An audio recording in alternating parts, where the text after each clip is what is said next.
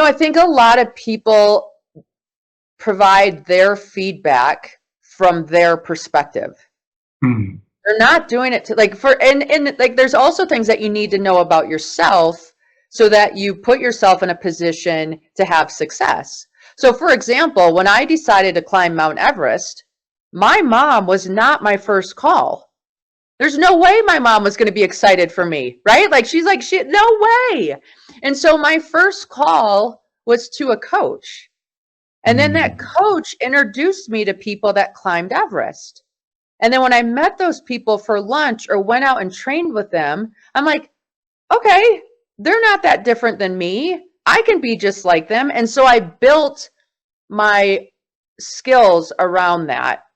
And so that when I did go tell my mom, hey, I'm going to climb Everest, there was no space for her to knock that goal down because I was so solid in who I was and how I was going to do it. And I could remember when I first said, oh, do I want to climb Everest? That seems big and scary. And like, who does that? And I don't know anybody. And look at the movies and all that kind of stuff. Like, I needed to recognize that those were natural emotions my mom was going to have. She didn't get to go train with people that had climbed Everest. She didn't get to have lunch with people that climbed Everest and spilled ketchup on their shirt, right? Like they're human. If they spilled ketchup, I spill ketchup. We're the same, right? And so for me, I had built enough confidence that she could borrow my confidence and be like, okay, you're going to do this. You researched it. You positioned yourself to have success. You hired coaches. You do all these things that I don't even know. I have more confidence now because I'm borrowing it from you. And so I think a lot of times, like people are going to say like, how did she do that? Or why did she do that? Or that's silly, or you shouldn't. I shouldn't because they're not trained, right? Like they shouldn't, right? Of course you shouldn't. So they're just using me as a mirror for them. They're not using me as like telling me what to do. They're like explaining, man, I wouldn't do that based on my experience and what I know and what I understand. So you shouldn't. Well, you're not me. And so I respect that you have those opinions and feelings and thoughts, but I don't.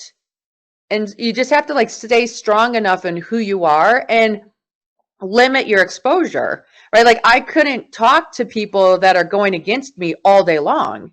I might be like, okay, I'm going to go train with my Everest people that have done this for 6 hours to fill up my tank and to let me feel good so that if I go to a soccer game and 5 moms telling me I'm crazy, well, I have enough in my tank to be like, okay, that's fine. You can think that, but I'm good because I filled up my tank before I went into that environment and I limit my exposure to those kind of comments.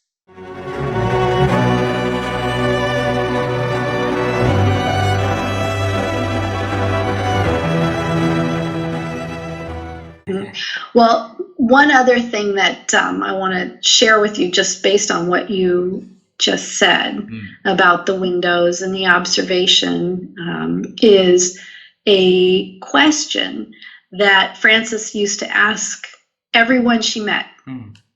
And she didn't ask you once. If she saw you again, she'd ask you again. So Frances asked me this question about every time I met with her. And the question is based on a statement that Peter Drucker made.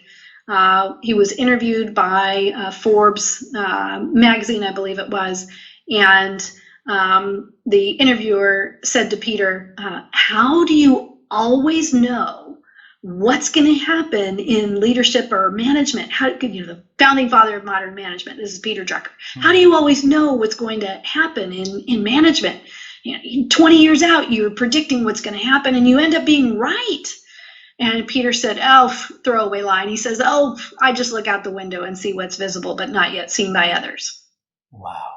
Frances thought about that. And she had learned so much from Peter Drucker. One of the things that Peter Drucker said was, ask, don't tell. That is the responsibility of people and leaders. And so Frances turned his statement into a question that she would ask all of us, all of those with whom she met.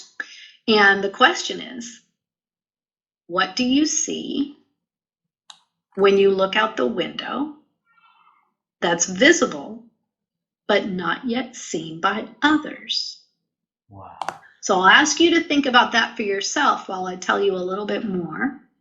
The rest of the story, pretty simply, is I spent a couple of years formulating my answer, because the first time Frances asked me, I don't know. I think I just kind of stared at her dumbfounded and then said, I think there's an issue with communication in the world, and I think that would be great to do something about it. And she said, great answer. That's a beautiful answer. And she asked me a number of times after that, and every time my answer got more expletive, I was able to explain it better and better, what I see. And finally, I wrote it up into a letter for her birthday, gave it to her for her birthday, and she loved it. And then I said, I would love to find out what other people think. So what do you think about putting a book together, and we'll ask great thought leaders and government leaders and education leaders and private sector leaders what their answers are, nonprofit leaders, what their answers are to this question. And she said, oh, great. And I said, maybe we could involve Marshall. He could be the third editor. Wonderful. So we did. We asked all of these people to this question and what their answers were to this question, and asked them to write up their answers in an essay for our book, which the title of is Work is Love Made Visible. And wonderful book. So that's how that came about, was Frances's question, which was actually a statement by Peter Drucker. So now I'm going to ask you, what do you see when you look out the window that's visible but not yet seen by others?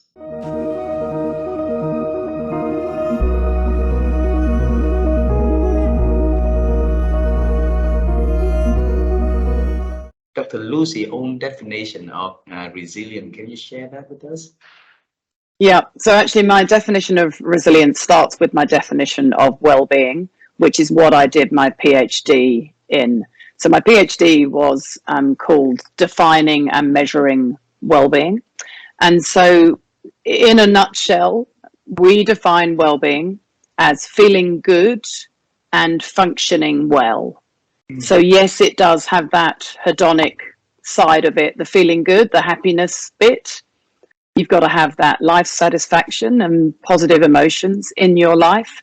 But it also has the functioning well part, which is so important and often overlooked. And by that, I mean that you've got a sense of meaning and purpose in your life, that you have autonomy, that you have supportive relationships, that you have a sense of hope and agency where you can actually influence your surroundings. So it's a long-winded way of saying it. That's well-being. So in my mind, and based on my academic study and from training 30,000 people last year alone, we say to people that resilience is about steering through whatever you are facing so that you can either get back to feeling good and functioning well, or you can continue to feel good and function well, whatever happens. Well, so steering whatever we are facing with, then so that we can get back to what makes us feeling good and functioning well, right? And so it's important to note that it's either about getting back to feeling good and functioning well, or managing to maintain that, because there are times in your life when no amount of resilience thinking skills will make you feel good. And as I'm sure you know, in 2014, we lost our daughter. She was killed in a tragic car accident. So I went. So that's why my TED Talk went viral, I think, in 2020 during the COVID pandemic, because I am in this extraordinary position of being an academic researcher on resilience. And then in 2011, I lived through the Christchurch earthquakes for 2 years, which was significant. But actually in 2014, I had to apply those skills to an even more profound situation when our 12-year-old daughter, Abby, was killed in a car accident one Saturday afternoon in June. So, you know, I feel very strongly about this, that resilience isn't about bouncing back, because you don't bounce back from the death of your daughter. It takes time and a lot of processing. So it's really important to me that people understand that resilience is about steering through whatever is facing you, doing whatever you can and whatever you need to today to either feel as good as you can and function well, or to get yourself back there in the long haul, because parental bereavement doesn't evaporate overnight. You know, it takes a couple of years really to get your head around that, you know, to learn to live with that loss. And so resilience in my hands is much more about giving yourself the time and patience and compassion to know that that can be a long journey.